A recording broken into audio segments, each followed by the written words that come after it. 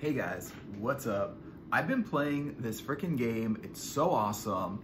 It's Quantum of Solace, 007. And I love these 007 games. I've liked them ever since the PS2.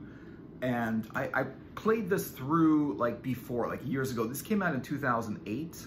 I don't remember when I got it. I think I probably got it around that time. I didn't get it new or anything like that. I got it after, not when it first came out. I just love these games. Like, they always really like surprise me, and they always like just really impress me. I love this. It's such a cool disc and everything. I just got the disc. Like, I just got one of those GameStop cases with it, but I don't care because you don't really need the box. You don't need the pamphlet. It'd be nice to have, but you don't really need it. It's easy to play. Like, it's just obvious, and the controls work really well, and it's really obvious, easy to play. I've liked these I've liked these James Bond games. They're all really good, except for one of them where I thought it was going to be great. It was From Russia with Love, and it had one of the Bond voices in it, the actual voice of Sean Connery. And while I like Sean Connery's voice in the game, I think they used that more as a gimmick to make a game that really wasn't as good as the other James Bond games. I would have just loved it if they would have just focused on making a good James Bond game and not really put the gimmick in where, I mean, it would be nice to have Sean Connery's voice in it, but they kind of like put it into that as the selling point for the game, and a lot of people bought it because of Sean Connery. But I found that game it was nice to have Sean Connery in there, but the actual quality of the game wasn't as good. And so I revisited some of these older games also, like Nightfire and Everything or Nothing and stuff like that. And I used to love these games. I remember loving Nightfire the most. And the thing about Nightfire is I found the controls were so weird. I got used to the 360 controls, the next gen, where it's like the right-hand side is the camera angle, and the left-hand side is like the direction where you move the character. But it's got this weird control in Nightfire. I think if you can get over the controls in Nightfire and how you can't really control the camera angle, it kind of goes left and right and up and down, and it's just all weird, then you might like that game. But I feel like once they've upgraded it to these controls on the 360, like the whole Skyrim control, you know, the Bethesda controls, all those controls, like the Half-Life controls, all of those,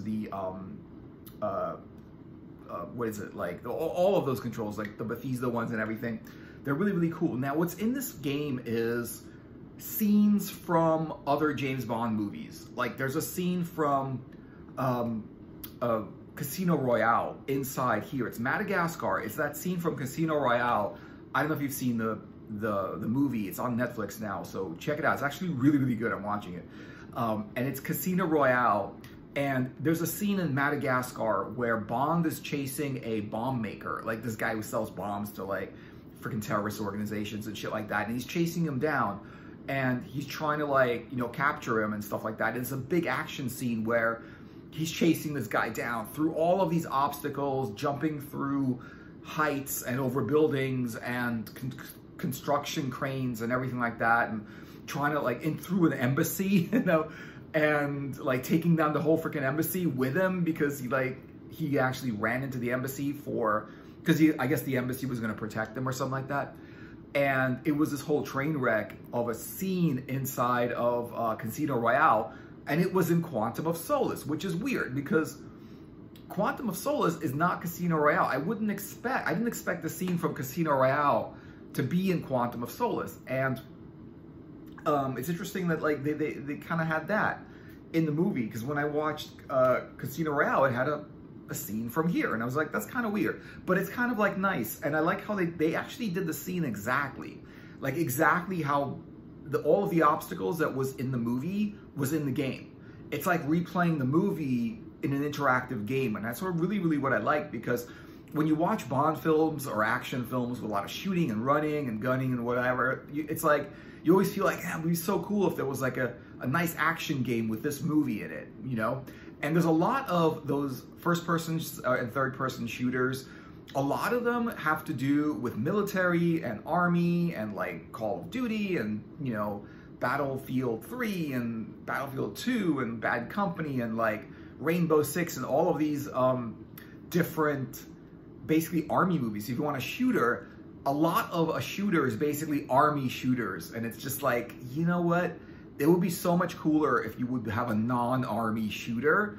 And that's what I think like James Bond is. It's sort of like an urban shooter where it's not only shooting, but it's also running and chasing. There's also driving cars, driving vehicles, flying airplanes, flying helicopters, shooting from helicopters, shooting from airplanes, jumping off airplanes, melee attacks, ranged attacks, up close stealth attacks. No stealth, there's not a lot of stealth, like one stealth attack and that was it.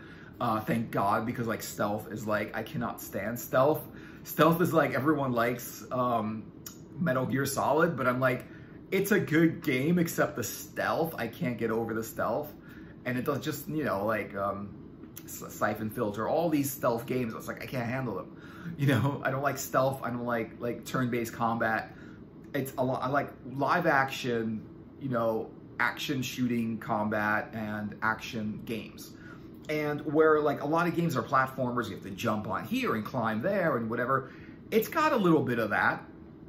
It's got a little bit of like, you know, finding the ladder and climbing up and like looking around and going, okay, how do I get to the next level and stuff like that. It's got a little bit of that, which is okay. It's enough for me to tolerate, because it's like, if it's like puzzles or trying to figure out like how to get through a level, it's good when it's easy to understand, like you can kind of figure it out. But when you have to like, when it takes you 10, 15 minutes to figure out how do I get to the next level, and you have to go on Google and watch the playthrough to understand how to get through that level. I mean, that's like, I feel like that's like horrible, bad game design, because the #1 rule of game design is have it be fun.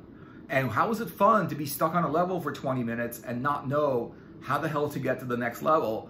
And there's no action, there's nothing. It's just going back and forth, up and down, left and right to find out like, well, how do I get to the next level? You know, just so I can continue playing the game. Or having a boss that's just like too hard to beat.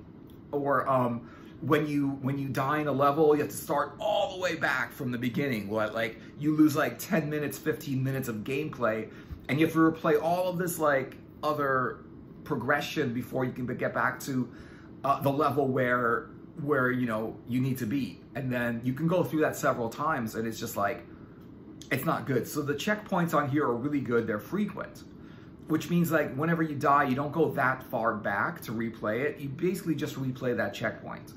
And there's a lot of like cool objectives and everything like that. So there's a lot of cool weapons. There's the gun, of course, like you have James Bond's handgun. He always has one of those. A machine gun, sniper rifle.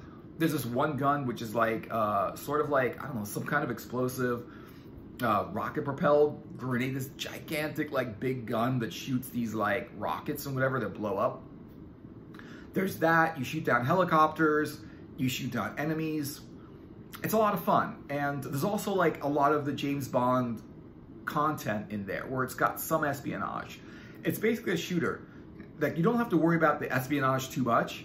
You just have to like be able to shoot. Now, the thing about those like shooters where you like hide behind something, you take cover, and then as the enemies pop up, you jump out of cover and you shoot the enemy down and you take cover again. That's the strategy for most of the game. And that's the strategy for most shooters. Mass Effect has that same strategy.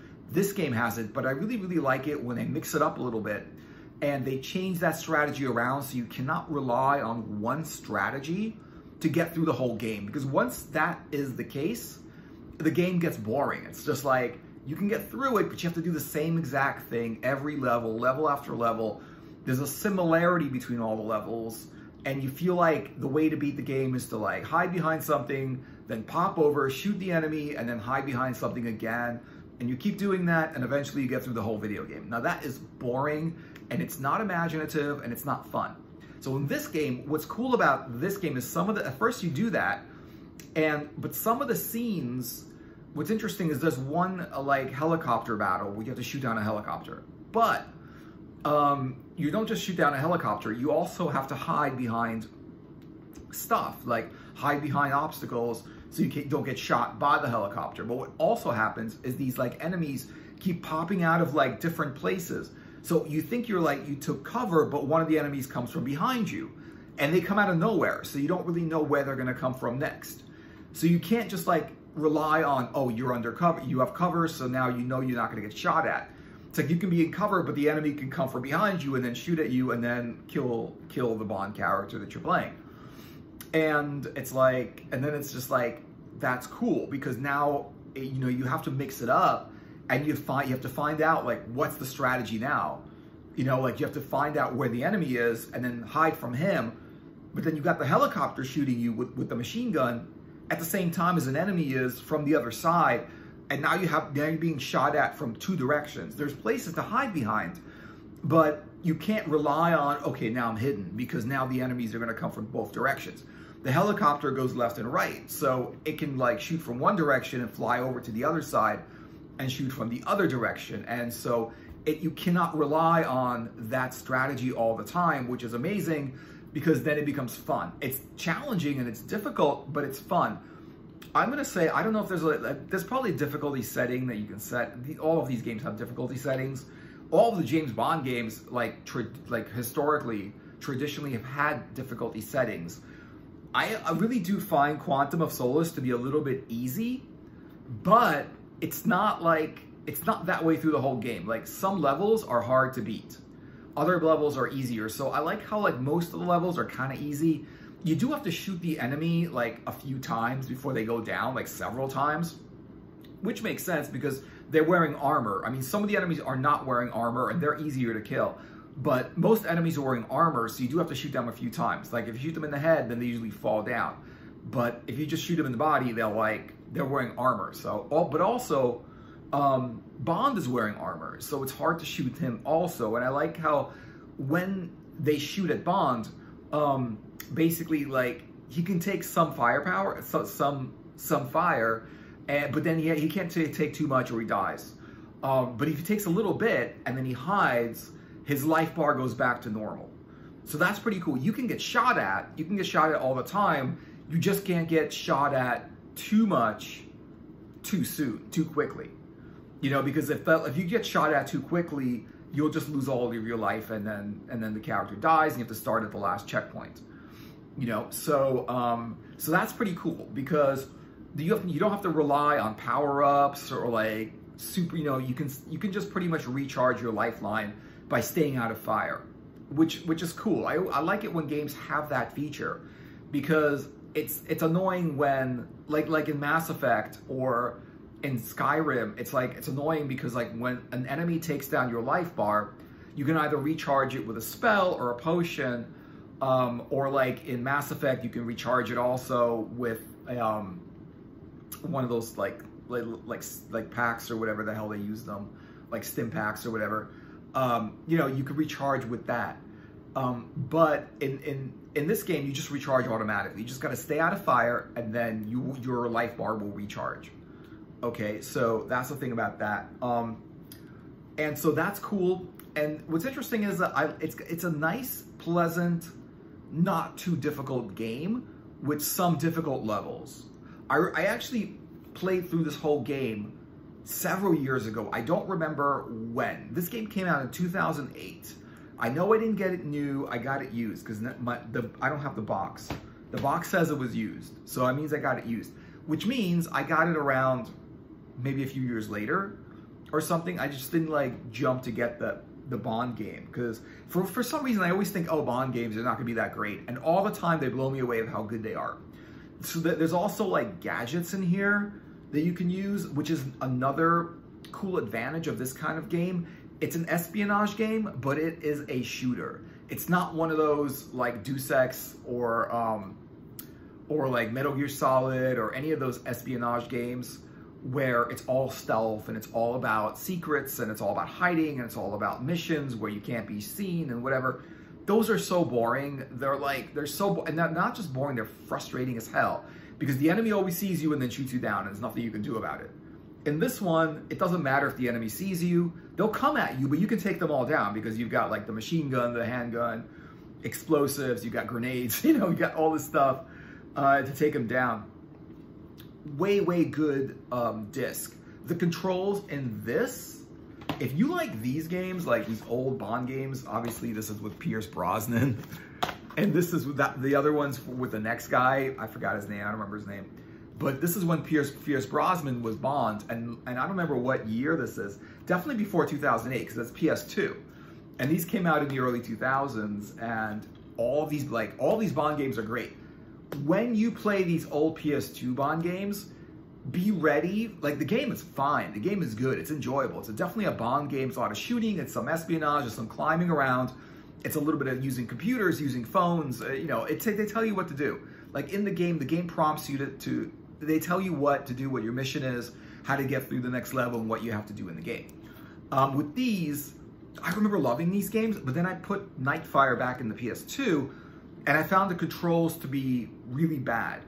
Like, there was no like camera angle control, and the other thumbstick didn't have the whole directional control where you can like move around that easily. It was really bad. Like the old Elder Scrolls Morrowind, the controls really suck with that. Like even the like there's a lot of older games that are really good, except their controls suck. Like the X-Files was a decent game, but it's just the controls were so bad that it was hard to do that. Resident Evil, if you look at Resident Evil, the old Resident Evils, before Resident Evil 4, where the controls were good, there was other Resident Evils, and like Resident Evil 2 and whatever it is, they're decent games, but the controls are so hard to use. Like, if to turn left, to turn right, go forward and go backward, which is like, it's a sucky control. They had that with Tomb Raider. It's like, the game was fine, I was trying to play it, but the controls were so hard to use.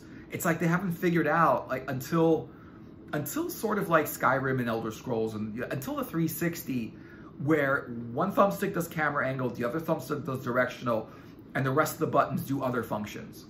That is a sweet control. Like, people make games, make one thumbstick, because that's what the controllers have now. One thumbstick for the camera angle, because you need to turn left, turn right, you need to see what's around you. Otherwise, you don't know what the hell, where the level is or where the enemies are coming from. And one stick to just move in the direction you want to move in. And you have to turn left and right and go forward and back, because that's like the worst control ever, and it makes an otherwise good game like virtually unplayable because the controls are so bad. And so I put Nightfire into the PS2, and the controls were so bad I couldn't play it.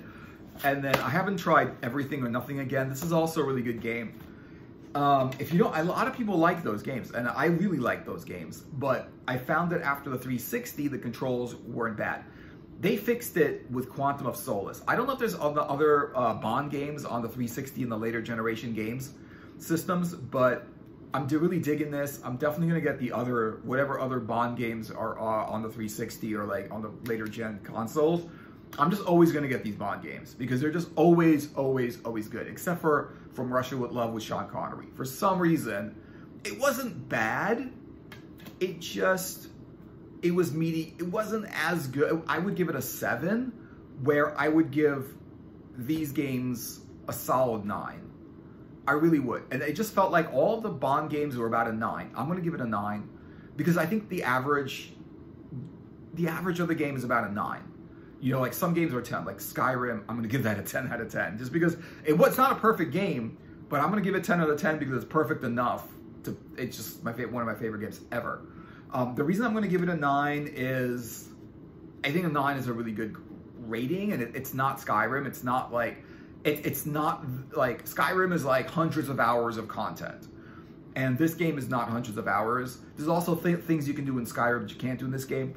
You also can't like fall off, like it tells you which way to go, and you can't like accidentally fall off a building or like go the wrong way or whatever it is.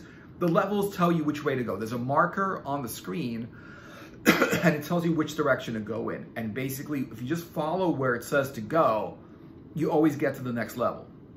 And you always know which way to go, which I think is brilliant to have in a game, because there's so many games where you just don't know which way to go. And I don't know why they haven't fixed that glitch yet. They haven't, the problem with some games is like, you clear the level or you clear part of the level and you want to get to the next level, you want to get to the next scene or the next cutscene, whatever it is, and you just don't know which way to go. There's like different ways to go, and you end up spending time going the wrong way, going the right way, you're not sure which way to go. In this game, they tell you which way to go. And so you never like lost in the game, but there's always like enemies coming at you and you shoot them. There's different guns. They're coming at you from other directions. You have to take down helicopters, you have to take down airplanes, and at the same time, you're getting in trouble for what you're doing, like in the Madagascar scene. He gets in trouble for shooting the bomb maker in whatever, like, yeah, it was one of those like cities somewhere in the world. It was like a third world city in the world.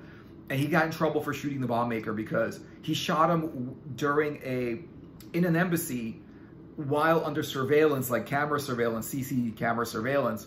And the next day it was in the movie, it was in the newspapers, MI6 agent shoots an innocent person or something like that in the newspaper, the front page the next day. And he gets all the shit from MI6, from his higher ups at MI6 about what he did, why'd you do that, blah, blah, blah.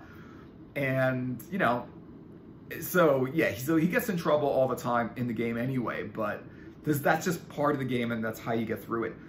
I remember playing this the whole way through, and it's not that long. I'm enjoying it now more than I enjoyed it the first time. Just for some reason, I don't know why, my taste in games have changed, and games that I used to like a lot, I revisit them. I didn't like them I'm not liking them as much, and games that I didn't like that much, I'm really, really loving. The only game that I liked in the past, and I still like a lot, is Skyrim, you know? But that's just a great game. It's a lot of people's favorite game. Like, a lot of people, like, I'll go on YouTube and be like, look at a gamer channel, and, you know, a lot of people's favorite game is, like, Skyrim. Like half of the people with gamer channels on YouTube, their favorite game is Skyrim, which I can see what's going on.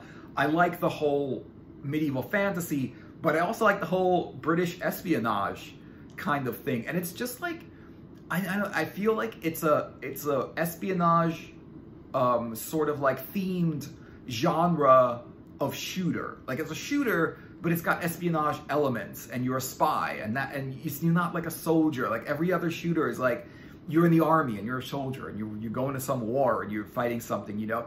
In this one, it's just like, no, you're MI6, you're a spy. It's just cooler that way, you know? And then you have gadgets, and then you're able to, like, you know, drive tanks, and then drive cars with guns on them and stuff like that.